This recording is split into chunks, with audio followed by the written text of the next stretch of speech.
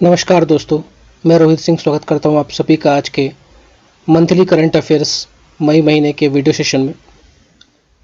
दोस्तों, आज का जो हमारा वीडियो है वो मई 2020 में आर्ट एंड कल्चर के जो करंट अफेयर्स हैं उसको लेकर है। तो शुरू करते हैं आज का वीडियो। जो पहली न्यूज़ है वो है जीआई टैग दिया गया है मणिपुर के ब्लैक राइस को और गोरखपुर के टेराकोटा को। तो इसके बारे में हम देखते हैं क्या ये। तो हाल ही में जो डिप्टी रजिस्ट्रार हैं जोग्राफिकल इंडिकेशंस के, इसका हेडक्वार्टर चेन्नई में है, चिन्ना राजा जी नायडू साहब, इन्होंने मणिपुर के ब्लैक राइस यानी काले चावल को और गोरखपुर के टेराकोटा को जीआई टैग दिया। अब बात कर लेते हैं मणिपुर के काले चावल यानी ब्लैक राइस के बारे में। इसका दूसरा नाम चाकहाउ भी है। इसको मणिपुर में कई सदियों से उगाया जा रहा है और इसमें एक काफ़ी अच्छी खुशबू आती है।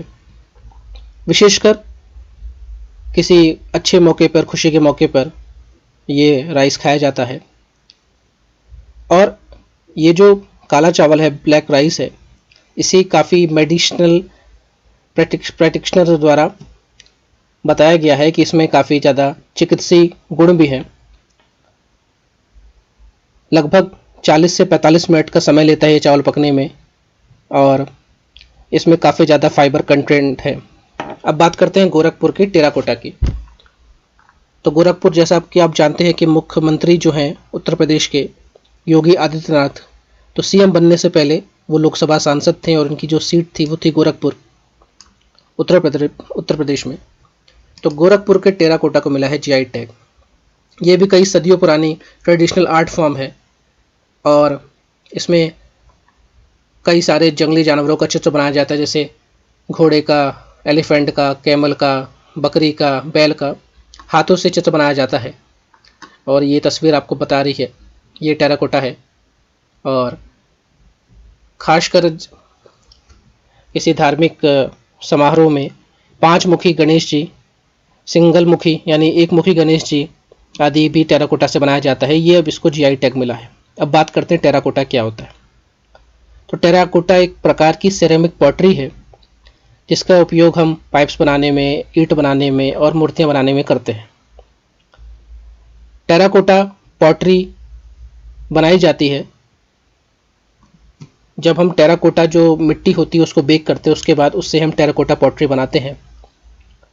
और इसका जो रंग है वो हल्का भूरा और संतरे के रंग जैसे गुलाबी रंग का ये होता है। अब बात करते हैं जीआई टैग क्या होता है। ज्योग्राफिकल इंडिकेशन यानी भौगोलिक संकेतक क्या होते हैं।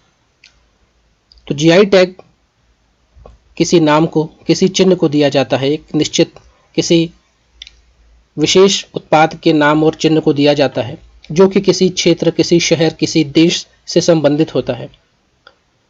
और एक बार किसी वस्तु को जीआई टैग मिल गया, जैसे भारत में सबसे पहला जीआई टैग पाने वाली वस्तु है दार्जिलिंग की चाय।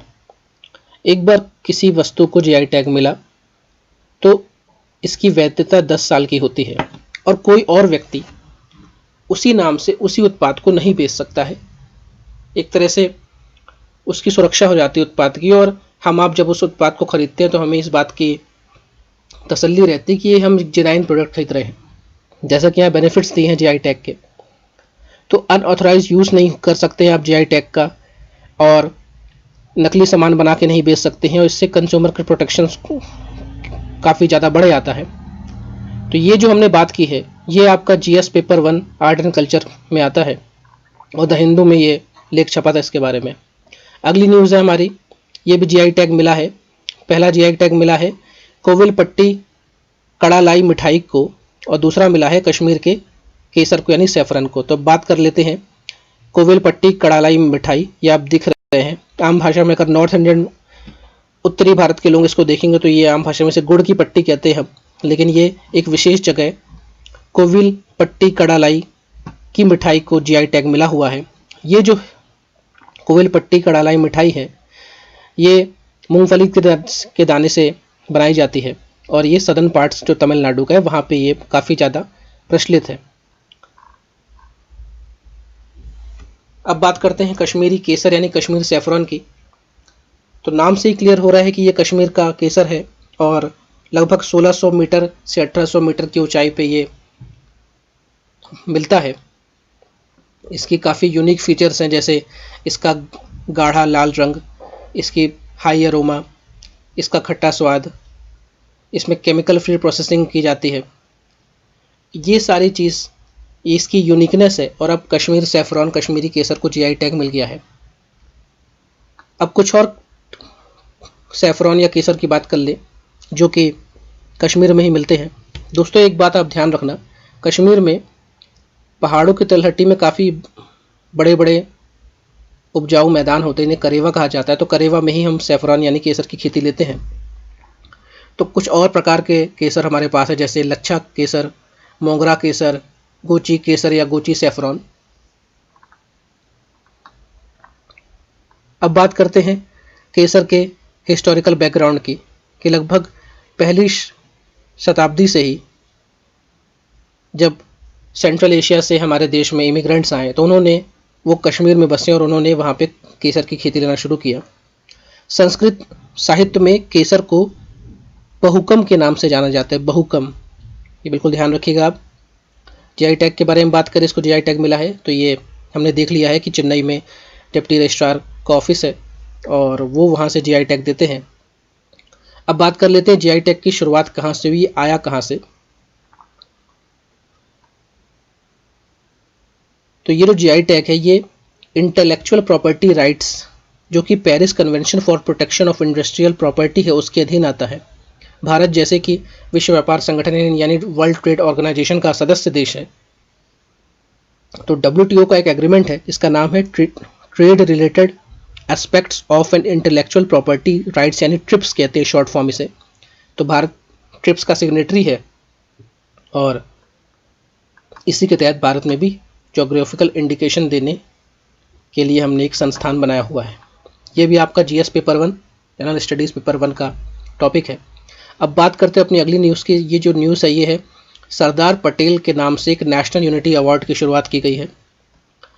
सरदार पटेल के बारे में आप सभी जानते हैं, हमारे देश के पहले उप प्रधानमंत्री थे और गृह मंत्री थे और भारत को एकजुट करने में इन्होंने काफ़ी अहम योगदान निभाया था। तो ये जो अवार्ड है Sardar Patel national unity award, इसमें इस तरह का पदक दिया जाता है। ये इसका सामने का हिस्सा है, इसमें लिखा है सरदार पटेल राष्ट्रीय एकता पुरस्कार, और ये इसका पीछे का हिस्सा है, इसमें आपको राष्ट्रीय चिन्ह दिख रहा है सत्यमेव जयते लिखा हुआ। अब बात करते हैं इस अवार्ड में क्या क्या होता है और ये किसे मिलेगा। तो भारत सरकार ने Sardar Patel national unity award की शुरुआत की और ये हाईएस्ट सिविलियन अवार्ड है जो कि सरदार वल्लभ भाई पटेल के नाम पर दिया जा रहा है। और ये उनको मिलेगा जिन्होंने भारत की एकता और अखंडता को प्रमोट करने में एक अहम योगदान निभाया हो। जैसा कि आप सभी जानते हैं कि 31 अक्टूबर को राष्ट्रीय एकता दिवस के रूप में मनाते हैं हम, क्योंकि इस दिन सरदार वल्लभ भाई पटेल का जन्म दिवस है। और ये जो अवार्ड है इसको दिया भी कब जाएगा, राष्ट्रीय एकता दिवस यानी 31 अक्टूबर को। इस अवार्ड में एक मेडल दिया जाएगा और एक प्रशस्ति पत्र दिया जाएगा। ध्यान रखने वाली बात है कि इस अवार्ड में किसी भी तरह का नगद पुरस्कार या नगद ग्रांट नहीं दिया जाएगा और एक साल में 3 से अधिक अवार्डी नहीं होंगे इस पुरस्कार के, मतलब अधिकतम 3 लोगों को यह पुरस्कार दिया जा सकेगा। और मृत्यु पर्यंत यानी किसी की मृत्यु हो जाने के बाद ये पुरस्कार उसको नहीं दिया जा सकेगा। जैसे हमारे देश में जो भारत रत्न है वो मृत्यु के बाद भी दिया सकता है, जो कि हाईएस्ट सिविलियन अवार्ड है, लेकिन ये जो अवार्ड है ये पोस्टह्यूमसली नहीं दिया जाएगा। तो ये कुछ की वर्ड्स हैं, इनको आप ध्यान रखिएगा, एग्जाम में क्वेश्चन पूछ के आपको घुमा सकता है, इसमें परेशान कर सकता है।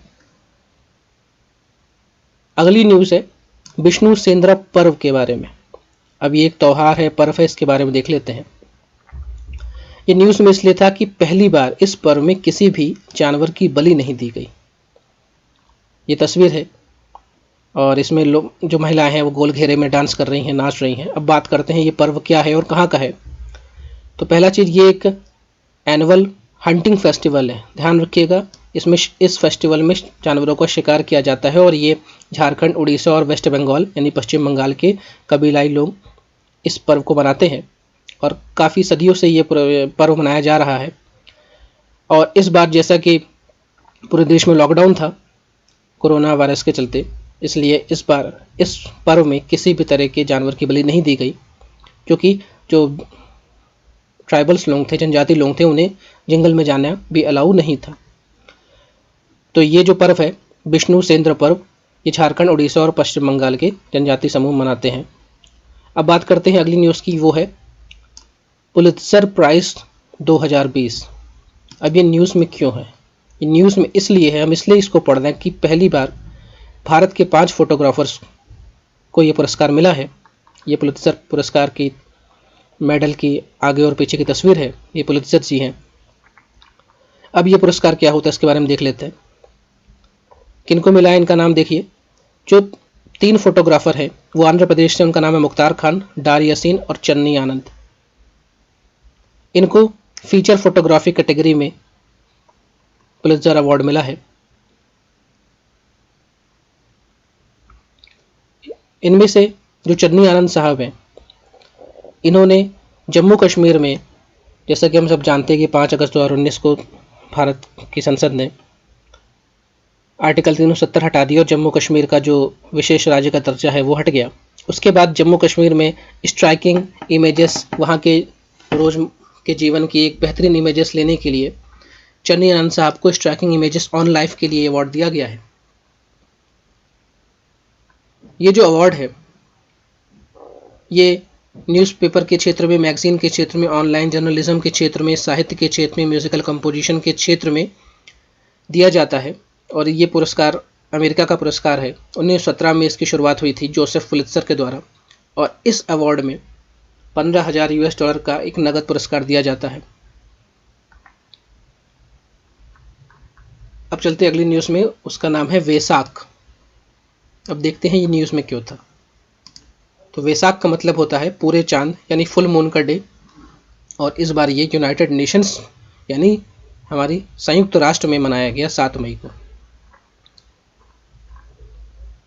तो वैसाख जो है ये जो बौद्ध संप्रदाय है, बौद्ध लोगों के लिए पूरी दुनिया में काफ़ी महत्व का ये दिन है, और इसी दिन को हम बुद्ध पर्व यानी और या बुद्ध पूर्णिमा के रूप में भी जानते हैं। इस दिन की खासियत इसलिए भी मानी जाती है कि इसी दिन माना जाता है कि गौतम बुद्ध का जन्म हुआ था, इसी दिन उनको ज्ञान प्राप्त हुआ था, और इसी दिन उन्होंने परिनिर्वाण यानी उनकी मृत्यु हुई थी। और गौतम बुद्ध, जैसा कि आप जानते हैं कि बुद्धिज़्म के वो फाउंडर है। अब यूनाइटेड नेशंस के बारे में जान लें कि 1999 में यूनाइटेड नेशंस की जो सामान्य सभा थी, जनरल असेंबली, उसने 1999 में 7 मई को डे ऑफ वैसाख यानी वैसाख दिवस के रूप में अंतर्राष्ट्रीय स्तर पर मनाने की घोषणा की थी। और ऐसा उन्होंने इसलिए किया क्योंकि इस दिन को मनाकर वो गौतम बुद्ध के प्रति अपना सम्मान, अपनी श्रद्धा व्यक्त करना चाहते थे। अब आप मुझे बताइए कमेंट सेक्शन में कि यूनाइटेड नेशंस यानी संयुक्त राष्ट्र का मुख्यालय कहाँ पे है, और यूनाइटेड नेशंस की स्थापना किस वर्ष हुई थी। चलते हैं अगले सवाल की ओर। अगली न्यूज़ जो है करंट अफेयर्स, वो है गांधी पीस प्राइज़ 2020। इसके बारे में जान लेते हैं ये न्यूज़ में क्यों था। ये न्यूज़ में इसलिए था कि पूरे देश में लॉकडाउन है कोरोना वायरस के चलते, और इस बार जो हमारी मिनिस्ट्री ऑफ कल्चर है, इसने इस पुरस्कार को इस बार प्रदान न करते हुए इसको आगे बढ़ा दिया है। मतलब इस बार इस पुरस्कार की घोषणा नहीं हुई है। अब बात करते हैं गांधी पीस प्राइज़ या गांधी शांति पुरस्कार क्या है। तो 1995 में गांधी जी की 125वीं बर्थ एनिवर्सरी में गांधी शांति पुरस्कार की स्थापना की गई। इस पुरस्कार को देता है हमारा संस्कृति मंत्रालय यानी मिनिस्ट्री ऑफ कल्चर। ये एक एनुअल अवार्ड है, और ये किसी व्यक्ति विशेष या किसी संस्थान को सामाजिक, आर्थिक और पॉलिटिकल ट्रांसफॉर्मेशन के क्षेत्र में दिया जाता है अगर उन्होंने इसमें अहिंसा और गांधी जी के जो सिद्धांत हैं उनका पालन करते हुए कोई विशेष काम किया हो। गांधी शांति पुरस्कार में जो नगद पुरस्कार है, इसमें 1 करोड़ रुपए की राशि, एक स्मृति चिन्ह और एक मेडल यानी प्लैक मिलता है, जो कि एक ट्रेडिशनल हमारे हैंडीक्राफ्ट या हैंडलूम आइटम होता है। अब बात करते हैं कि ये 1 करोड़ का पुरस्कार है और इसको चुनने वाली जो सिलेक्शन कमेटी है उसमें कौन कौन होते हैं, मतलब उस जूरी में कौन कौन लोग होते हैं।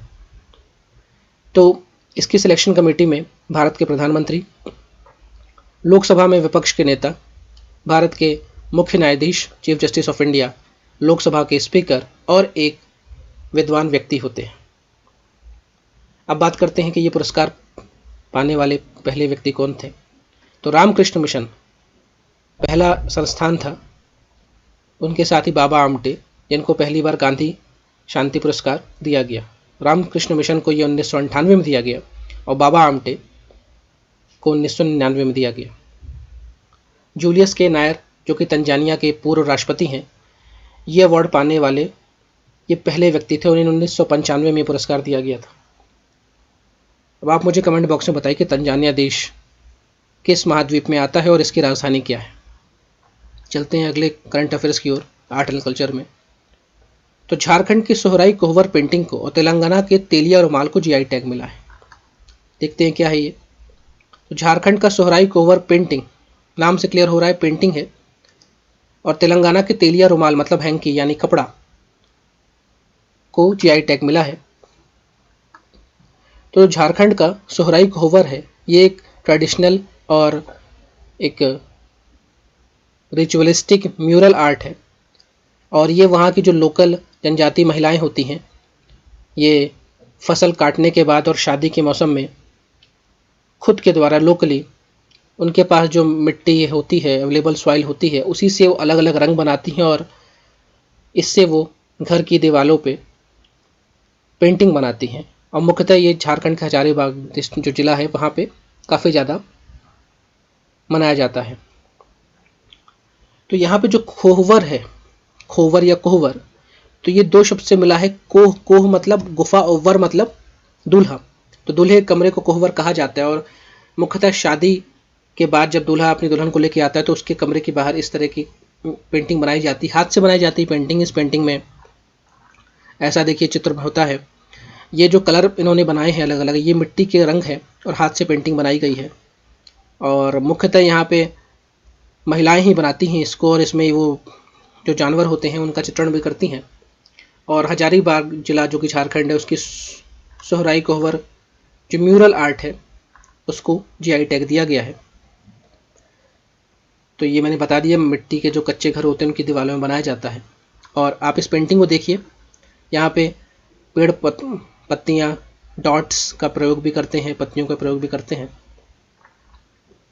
अब बात करते हैं तेलिया रुमाल की। ये एक कपड़ा होता है, तेलिया इसलिए बोल रहे हैं कि इसमें इस कपड़े को नरम मुलायम रखने के लिए तेल का प्रयोग किया जाता है, इसलिए इसका नाम है तेलिया।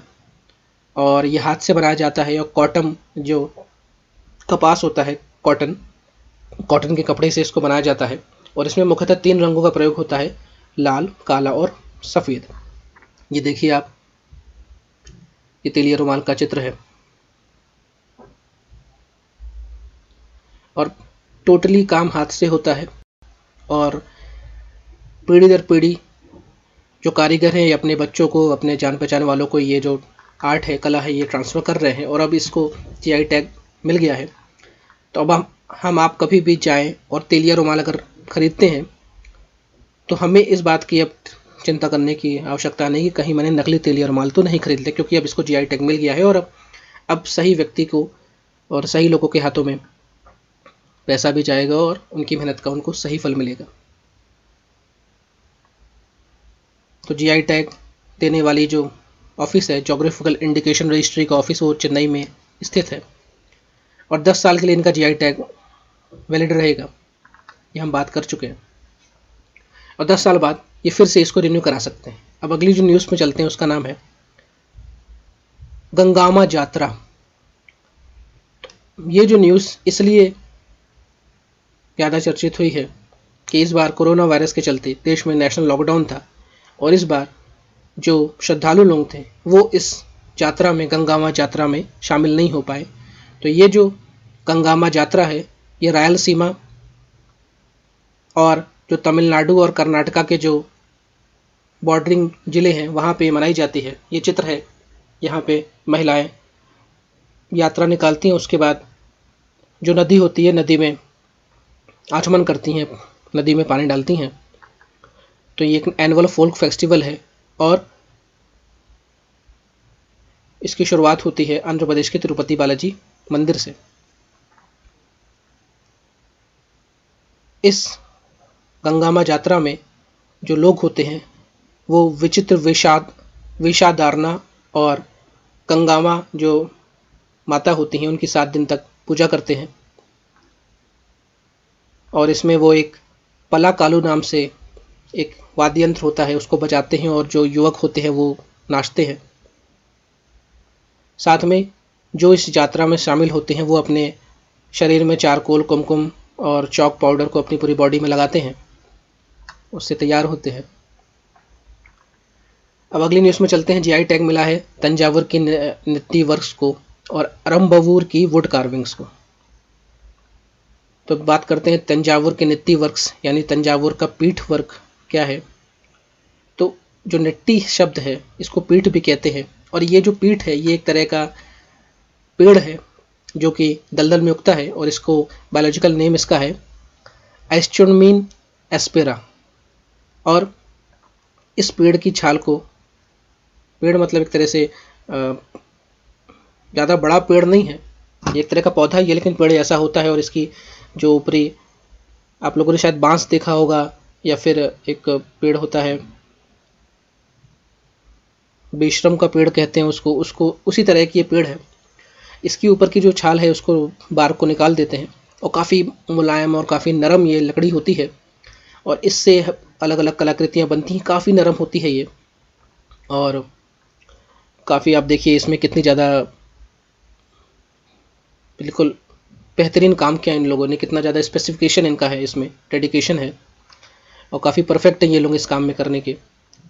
तो तंजावुर एक चीज़ के लिए और फेमस है। आप मुझे कमेंट बॉक्स में बताइए कि यहाँ पे कोई मंदिर है क्या बहुत फेमस, और अगर पता हो तो बताइए वो मंदिर किसने बनवाया था। वो यूनेस्को की वर्ल्ड हेरिटेज साइट में भी है। तो ट्रेडिशनल आर्ट फॉर्म है ये और एक पीढ़ी से दूसरी पीढ़ी ये इसको ट्रांसफ़र कर रहे हैं और काफ़ी नरम, जैसे मैंने बोला लकड़ी होती है, उस लकड़ी से ही बहुत सारी चीज़ें बनाई जाती है और फिर उसको कांच के या फिर किसी बॉक्स के डिब्बे में रखा जाता है कि लोगों का हाथ ना पड़े और वो टूट ना जाए। काफ़ी महंगा ही मिलता है और जो शौकीन लोग होते हैं वो अपने घरों में ये तंजावुर की नृत्य वर्क्स को रखते हैं। अब बात करते हैं अरुम्बवूर वुड कार्विंग की। तो अरुम्बवूर, माफ़ करिएगा कोई साउथ इंडिया से हो तो मुझे माफ़ करिएगा मैं अगर गलत बोल रहा हूँ तो। अरुम्बवूर वुड कार्विंग में हम आम की लकड़ियाँ, लिंगम की लकड़ियाँ, इंडियन ऐश ट्री की लकड़ियाँ या रोज़वुड या नीम की जो लकड़ियाँ होती हैं इनका प्रयोग करते हैं। और ये जो लकड़ियाँ होती हैं ये हमें पंचामलाई हिल जो है त्रिची के पास और पेरम्बदूर के पास, जो तंजावुर के पास है, वहाँ से हमें लकड़ियाँ प्राप्त होती हैं। और इस लकड़ी से भी भगवान की मूर्तियाँ, देवी देवताओं की मूर्तियाँ, मंदिर के रथ आदि बनाए जाते हैं। और साउथ इंडिया के अमूमन जो बड़े बड़े मंदिर होते हैं वहाँ पे जो रथ होता है उनका, उस पूरे रथ को इस लकड़ी से बनाया जाता है। और हमेशा कोशिश ये की जाती है कि पूरा पूरा जो रथ है या फिर कोई मंदिर है या फिर कोई कार्विंग है वो पूरी एक लकड़ी से ही बने, सिंगल डिज़ाइन, सिंगल ब्लॉक की लकड़ी से बने। तो इसको जीआई टैग मिला है। अब बात करते हैं अगली न्यूज़ पे कि centre launcher scheme to solarise entire Konark temple, Konark town. तो केंद्र सरकार ने तय किया है कि जो कोणार्क मंदिर है, कोणार्क का सूर्य मंदिर, वो पूरी तरह अब सौर ऊर्जा से चलेगा। मतलब 100% solarisation of Konark sun temple, और कोणार्क जो शहर है उसका 100% सोलराइजेशन यानी सौर ऊर्जा से वो चलेगा। तो इसके लिए सरकार ने तय किया कि 10 मेगावाट का एक ग्रिड बनाया जाएगा और इसी 10 मेगावाट के ग्रिड से हर तरह की जो सुविधाएं हैं वो उस मंदिर को और उस शहर को दी जाएगी। और इसके लिए जो सोल अथॉरिटी है वो है उड़ीसा की रिन्यूएबल एनर्जी डेवलपमेंट एजेंसी, इसको एक काम सौंपा गया है। और ये सारा जो काम काज हो रहा है इसको मॉनिटर कर रही है जो हमारे देश की ministry of new and renewable energy MNRE, वो इसको मॉनिटर कर रही है। ये जो मिनिस्ट्री है इसे हम कहते हैं नवीन ministry of new and renewable energy,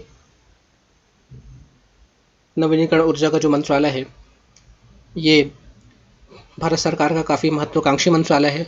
और हम चाहते हैं कि हम जो ट्रेडिशनल फॉर्म जिससे हम बिजली अभी तक प्राप्त कर रहे हैं, चाहे हम जैविक फॉसिल फ्यूल से, जीवाश्म ईंधन से हम बिजली बना रहे हैं, चाहे कोयले से बना रहे हैं, उससे हम शिफ्ट होके जो गैर परंपरागत सोर्स हैं बिजली बनाने के, उन पे शिफ्ट हों। जैसे हम विंड पावर की मदद से या स्मॉल हाइड्रो पावर की मदद से, बायोगैस की मदद से या सौर ऊर्जा की मदद से हम बिजली बनाएं। और इसके लिए जो हमारा मंत्रालय है, ये डेडिकेटेड है इसी काम के लिए।